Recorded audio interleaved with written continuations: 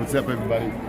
This is Tony Todd from Candyman. Listen, I need you to listen to Joel's House of Horrors. Okay, tune in, stay sharp, and be focused. And don't trip in any open caskets.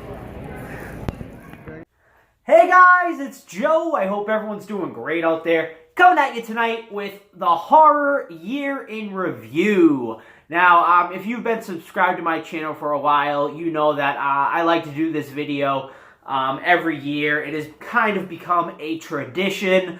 You know, I used to do a lot of horror movie reviews on this channel, but since I started my podcast with my buddies Eric and Todd, I've kind of gotten away from that on the channel, you know, but I still like to do this video every year. But yeah, I mean, if you guys, you know, love to hear my movie reviews and my thoughts on horror movies, definitely go and check out the podcast. We've actually interviewed some horror celebrities on there. Linnea Quigley, Ed Gale, who played Chucky, and Mark Corvin, who composed The Witch. We've had some really good guests on there, some really exciting stuff, and we have some really exciting stuff coming up for, you know, this coming year as well. But, you know, not to get into the Three Guys at Horror, but it's linked down below. Check it out, Three Guys at Horror. But let's get into it, guys. 2017 Year in Horror. I have made a list. You know, if you guys, you know, remember my, you know, previous videos, I used to give my top, you know, 5 horror movies of the year. This year, I decided to go my top 10 because I think this was probably the best year in horror in a long time. You know, it has kind of been, you know, this is, I think we'll look back at this as, you know, like the rebirth of horror. I mean, there have been gems, you know, from years past, you know, over the past, you know, 10 years or whatever you want to call it. But this year was, it was an amazing year for horror. You know, with, I mean, obviously the success of It is really going to help this genre, of course. You know, that movie far exceeded, I think, anyone's expectations of how that movie was going to do in the box office. You know, it was just an amazing, fantastic year for horror, and I'm really excited to see where horror is going to go over the next, you know, 5 to 10 years. You know, I mean, I definitely think we are going to be in for a real treat here, guys, coming up over the next, you know, next decade in horror. I'm really excited. I'm really excited. But let's get into it, guys. First, let's go into, you know, I'm sure a lot of you guys enjoy this, my worst horror movies of the year. I narrowed it down to 5. I gotta say, though, like I said, I mean, it's just been such a good year for horror that, you know, I've seen more good than bad this year, which is, you know, the first time I can say that in a while, which really excites me. But, of course, there's always going to be some bad ones out there. So let's get into it. My 5 worst horror movies of the year. Coming in at number 5, really disappointing, was Alien Covenant. Now, I know a lot of people enjoyed this movie. For me personally, it was a real letdown. I really liked Prometheus, and I was excited to see, you know, where they were going to carry it on. And this one just bored me. It just I thought it was really boring, really slow. When it did finally pick up towards the end, I had already lost interest. So, really disappointing. Alien Covenant coming in at number 5. Coming in at number 4 is Rings. Now, you know, we hadn't had a Rings sequel in quite a while, so I really don't know why they decided to, you know, reboot this franchise, I guess you could say. I mean, it wasn't a reboot, it was more a sequel, but you know what I mean. It's been a while. But yeah, I mean, in this one, there was just nothing going for it. I mean, this movie was not scary whatsoever. Just really dull, boring, just very, like, you know, the definition of just meh. Like, it was just, you know, very forgettable, nothing there, and just a really just bad movie. All right, coming in at number 3 is Jeepers Creepers 3. Now, we had not gotten a Jeepers Creepers sequel, and I think it has been about 15 years since Part 2 came out, so I don't know why they decided to bring the franchise back. I think they should have just left it at, 1 and 2 and let it go on its merry way. But, a lot of people were excited for this, and I was excited for it because I did enjoy the first 2 Jeepers Creepers movies. I mean, I never thought they were amazing or fantastic films, but they were pretty fun films. And the Creeper, I think, is a great horror character, and he's very iconic. He's one of the more iconic creature or characters that has come out of horror in a while. So I was excited to see where they were going to go with this one. But, I mean, they just didn't have the budget, and it shows in this movie. The effects are terrible in this. The CGI is cringeworthy. It's right in line, with your typical, shitty sci-fi movie. And when I say sci-fi, I mean like the television station sci-fi. Just like really, really shitty CGI. Such a step down for this franchise, which is what disappoints me the most. That's why I'm saying they should have just left it alone. I mean, clearly you can tell they're on a shoestring budget here.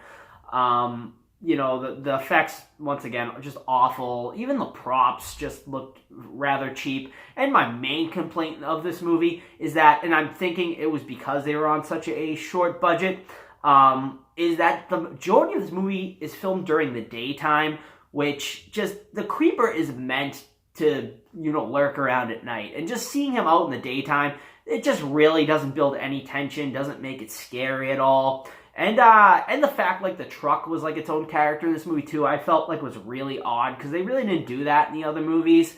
I mean, it was, like, a cool little thing, but now it's, like, has all these crazy gadgets and stuff. Just really weird. I did like at the end how they kind of went back to the first movie there without giving too much away, but just a really bad movie, and I would say don't waste your time on it. All right, coming in at number 2 is XX. Now, XX I was really excited for this because it was an anthology movie, and I love anthology movies. There hasn't been a lot of great ones that's come out recently. VHS comes to mind. The first couple of VHSs I thought were really good. After that, they kind of tailed off. But I love anthology horror. And I was excited for XX. It was, and the fact that it was an all-female directed movie really excited me. Because, I love to see, women in horror, like especially women horror directors. Horror is mainly, directed and controlled by men, and I love that, more and more women horror directors are coming out. So this one, I was really excited to see it, and when I saw it, it was just so disappointing. Just really bad.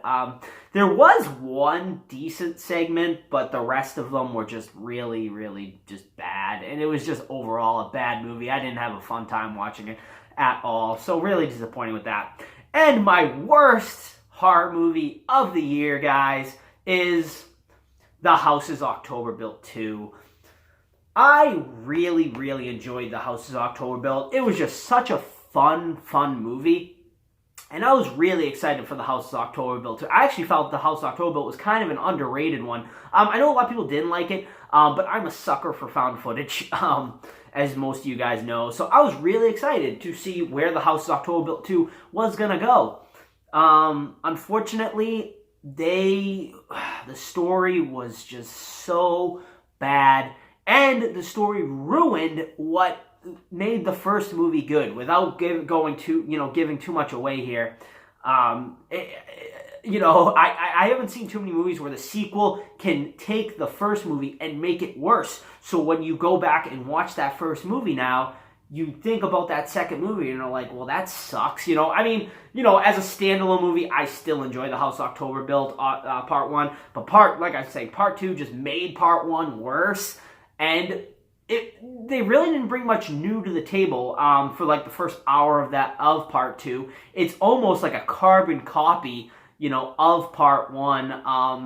And the choices that the girl makes in part 2 are just so unbelievable that, it just makes the whole movie just not believable and just dumb and stupid. So, I mean, that was one of the worst viewing experiences of the year for me, and my worst horror movie of 2017, The House is October Built 2. Alright, guys, so let's get into the good stuff now. My top 10 horror movies of 2017. Like I said, usually I do top 5, but such a great year for horror, had to do top 10. Which is why I won't give any honorable mentions because it is the top 10 list. So let's get right into it, guys. Number 10, Better Watch Out. This movie really, really surprised me. Such a fun movie. It's not a horror comedy or anything, but I had so much fun watching this. The main kid actor in this, when I say kid, he's probably like 16, 15, 16, somewhere around there. I'm not really sure. But, oh man, he does such a good job, like, being a villain in the movie. His performance is great in it. And it's, all of the actors are really good in this one. And this is definitely going to be a movie I will watch now, like, every Christmas. Up there with, Krampus and Silent Night, Deadly Night, Black Christmas. It is definitely going to be a staple for me, which is why I put it at number 10. Really, really pleasantly surprised. It was, I believe a direct-to-DVD release. I don't think it ever got any theater play or anything, but came out at the right time. Came out, I think late November, early December is when it was released. I mean, perfect timing. Great Christmas horror movie, and one that I will definitely be watching again. All right, guys, coming in at number 9. This one got it seems to be very polarizing, but I really enjoyed this one, and it is Mother. Obviously not completely horror, but definitely in, that genre of thriller, definitely has horrific moments in it. I can totally see why people will not like this movie, but for me, I was enthralled, for most of the movie. It's definitely a bit of a slow burn, but my God, the second, half of this movie, it goes full throttle, and, you're on the edge of your seat, wanting to see what happens next. Obviously, there's a lot of, I guess you could say it's kind of self-absorbed, the way the director did it and stuff like that. I don't want to go too much into it because I definitely think it's worth a watch. There's a lot of interesting stuff in here. The director also did Black Swan, which was another movie that had a lot of, double meanings and whatnot. So, I mean, just know that before you go into this movie, and I think you'll definitely enjoy it more. I think a lot of people were upset with it because it was a little mismarketed and whatnot. But, I mean, I think it's a really, really good movie, and one that, I think will stick in your head and really, really make you think, after you watch it. And that's why it makes my list at number 9. Coming in at number 8 is Super Dark Times. Now, this one was like a little indie release. It didn't get a lot of advertisement at all from what I saw, and really seems to still be kind of unknown. I don't see a lot of people talking about it, which is why I put it on my list, because I think it's definitely a fantastic movie and worth your time. It's very nostalgic, like it's set in the 90s, so I mean, obviously I'm a 90s kid. I grew up in the 90s, so I think that was a lot, put a lot into it as well. Kind of like with the Stranger Things vibe in this one. And I mean, the movie it's pretty believable, especially like how the accident happens in the movie and stuff like that. I mean, I'm not gonna go too deep, guys, into plots and stuff like that. Just kind of giving you my thoughts on the movie. But yeah, just a great movie. Super tense. Definitely a thriller more than like straight horror, but definitely has those those horror elements as well. But yeah, just a great movie, definitely worth your time, and I would definitely check out Super Dark Times.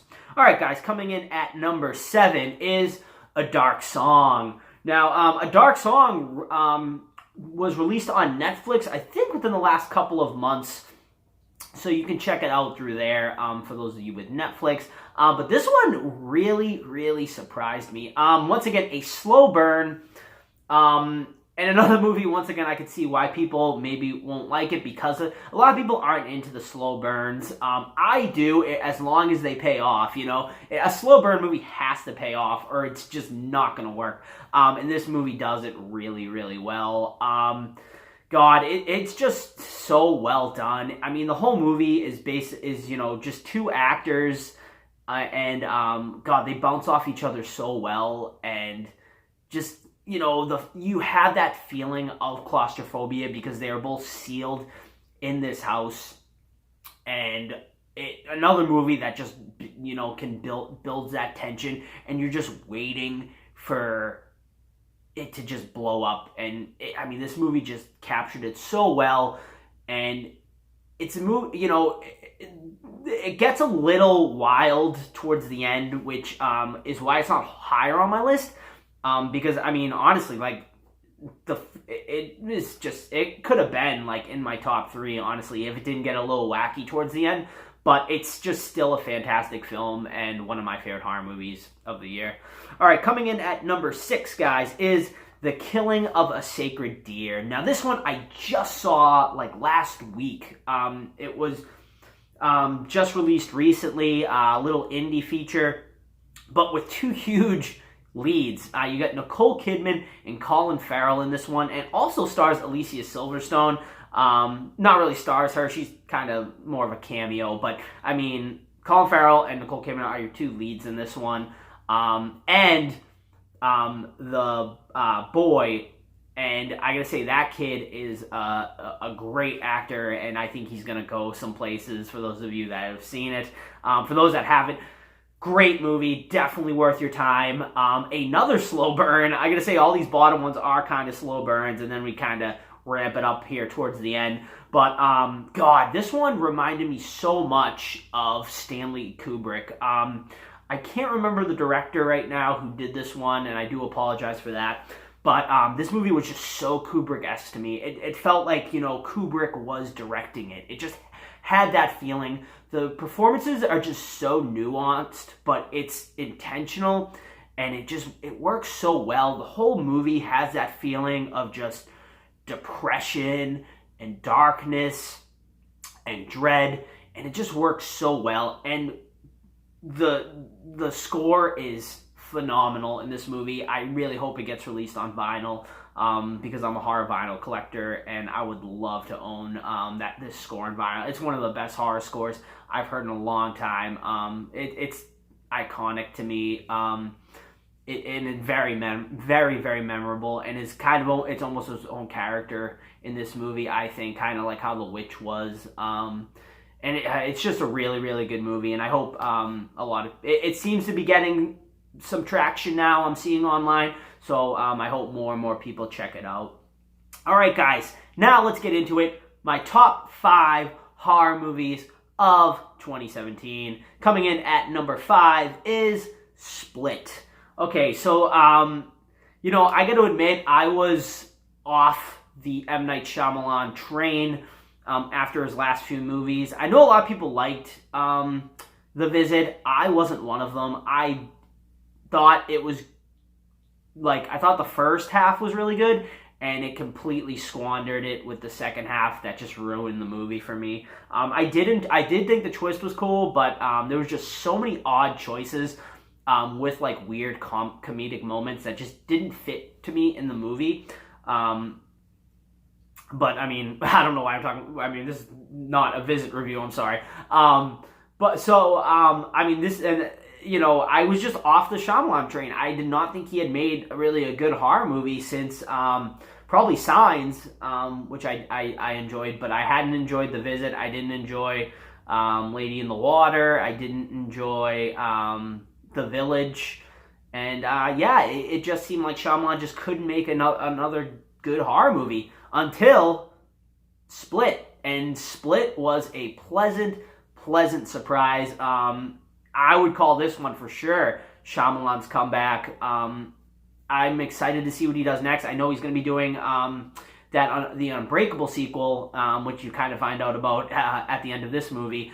Yeah, really excited to see what Shyamalan does next. Split, great movie. God, James McAvoy's performance in this movie was fantastic. The dude deserves at least a nomination, at the Golden Globes or the Oscars or something, because to play all those different characters, as one person was just really, really awesome, really great to watch, and just a great movie. I really love Split. All right, coming in at number 4 is Devil's Candy. Now, this movie, to me, it just came out of nowhere. I had not even heard of this, and then I saw it just pop up on Netflix one day, watched it, and absolutely loved it. Ethan Embry has a great performance in this, but the dude, God, I can't remember his name right now, but the dude who plays, the killer, creepy dude, delivers just a really good performance. This movie really actually unnerved me a little bit. It creeped me out, and it was one of the first movies to do that in a while, where I kind of felt that dread in me, just really, really awesome. And then they throw in the metal soundtrack there and stuff like that, which just really for some reason works with this movie, just because it has that raw feeling. So the metal guitar riffs and stuff just really seems to work with this one. And I mean, I wouldn't compare it to a Deathgasm or anything like that, but it had kind of that feel in certain moments and stuff, and just worked. And yeah, just a really, really great movie. All right, guys, here we go. My top 3 horror movies. Coming in at number 3, probably won't be a surprise to a lot of you, Creep 2. You guys know Creep was on my list. Was it last year or was it 2 years ago? I can't remember when the first one came out. But Creep made, my best of year list. I think it was last year.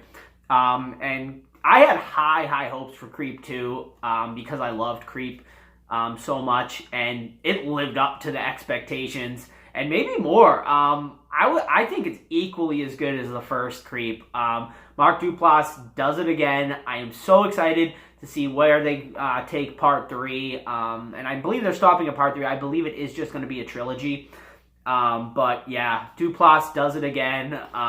Creep 2, great movie, fantastic. I loved it. I mean, I know some people aren't, as much of fans of Creep as I am, but I think if you liked Creep 1, you will definitely like Creep 2. A sequel that, I think is equally as good as the original, and it's tough to do that, obviously. All right, guys, here we go. Coming in at number 2 is Stephen King's It. No surprise there, I don't think. I mean, the movie was universally loved. Highest grossing horror film of all time now. And, what else can you really say about it? Skarsgård did a good job. I didn't know... I don't know if he tops Curry, but I definitely think he, put his own... He made the character his own, which is, what you have to do when you're trying to, live up to a performance like Curry's. Kind of like what Ledger did with the Joker, opposed to Jack Nicholson. That would be my best comparison. I mean, I think they both were fantastic performances, just as this. 2 great, fantastic performances. My one gripe about the movie is a little too much CGI. I thought with Skarsgård, I would have liked to have seen Skarsgård. They let him use his acting chops just a little bit more, because when he did act, it was amazing, and he killed it. And I'm excited to see, part 2, what they do with it, and will it be as good as part 1? Who knows? I mean, obviously with the miniseries, part 1 was far superior to part 2. So we shall see if it will be the same with this one. But I think, the movie is in good hands with this director. And we'll see who they get to play the kid actors. The kid actors as adults. The kid actors obviously were all fantastic in this. It's just such a good movie, and also, a coming-of-age movie, too. It has that heart. It's not just a horror movie, which I think is what it resonates with a lot of people, and why the movie did so well. But yeah, just a fantastic movie. It did take, I will say it took repeated viewings for me, because the first time I watched it, I was comparing it a lot to the miniseries, which to me miniseries had a special place in my heart, mainly for nostalgia reasons, because I grew up on it, and it's Tim Curry's performance as Pennywise scared me a lot as a kid, and it just I knew it wasn't a perfect movie, but I just had a lot of love for it, but watching this movie a second and third time, I loved it even more, on repeated viewings, and why it is one of the best horror movies of 2017, no doubt about it. All right, guys, coming in here at number 1 is, no surprise, I think, to a lot of people, Jordan Peele's Get Out. This movie was just so good, so smart, just a breath of fresh air, to the horror genre. I really hope Jordan Peele does another horror movie. It's not just a horror movie, obviously. There's a lot of social commentary in there and stuff too. Some people think it's too in your face. I don't think it's too in your face. I think it's done really well written, really smart. On repeated viewings, there's just so much you pick up as well here. Definitely a Hitchcockian vibe to it as well, which I really dug. I love how it gets really crazy there at the end with, and that's when the full Hitchcock comes out. You can tell Peele really was inspired by Hitchcock when he made this movie. And just a fantastic movie. My favorite horror movie of 2017, probably my favorite movie of 2017. To me, this one is going to be, a horror classic down the road for sure. It's getting award buzz. We'll see how it does. I know it's been nominated at the Golden Globes. Hopefully it gets nominated at the Oscars. It's a great thing for horror. Whenever it can get recognition like this. And 2 movies, It and Get Out, both were massive hits this year. And both, horror movies. And it's great, so great for the genre. Love the movies or hate them. Whenever horror can get recognition like this, it is good for all of us. That is it, guys. That is my best of year list for 2017. I'd like to give some mentions to movies that were released in 2016 before I end this. Train to Busan and The Autopsy of Jane Doe. Those movies for sure would have made my list had I seen them back in but I saw them this year. I know they're 2016 releases, which is why I decided not to put them on the list. That is it. I hope you guys enjoyed this list. Let me know what you agree with. Let me know what you disagree with on this list. And that is it, guys. I hope everyone has a great new year. And that is it for me. Don't forget to check out all my other forms of social media. I'm on my Facebook group. I'm on Instagram, the podcast. It's all linked down below, guys. I also have some t-shirts for sale that I announced over on my Facebook group. I didn't announce them here on the channel, but I did release some t-shirts. There's probably about 15 or 20 left, only small through extra large, but hopefully you guys can pick those up as well. I still have a few pins available. I'm excited to see where next year brings horror and where it brings my channel. But thanks so much, guys, for sticking with me this year and watching the videos. I hope you're enjoying it. If you have any suggestions for content you'd like to see in this coming year, I'm all ears. I'm all for it. And that is it, guys. So I hope everyone has a great night and a great new year, and we'll see you all real soon.